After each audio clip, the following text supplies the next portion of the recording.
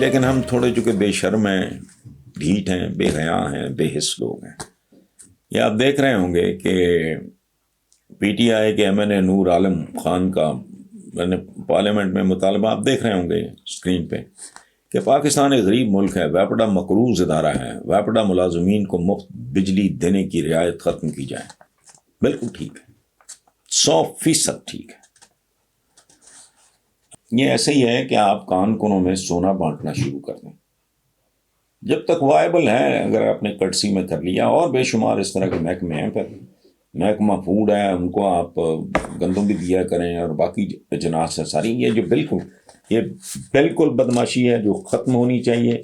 عام آدمی کے لیے وہ بیچارہ میٹر کو ہی دیکھتا رہتا ہے. سمجھ نہیں آ رہی لوور مڈل کلاس کے لوگوں کو کہ بچوں کا پیٹ بھریں یا ویپڈا یا یہ لیسکو میسکو اس کے پیٹ بھریں. تو بات نور عالم صاحب نے بہت زبردست کی ہے، کم از کم میری تو سمجھ میں آتی.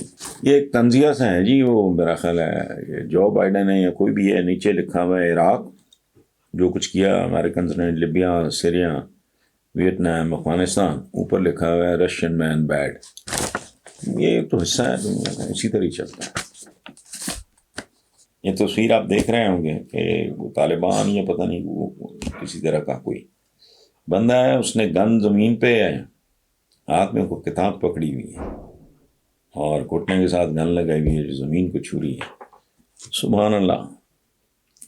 لکھا ہے جب کتاب ہاتھ میں آ جائے تو بندوقیں زمین پر ہی جا پڑتی ہیں. کاش سارے مسلمانوں کو یہ بات سمجھ میں آ جائے.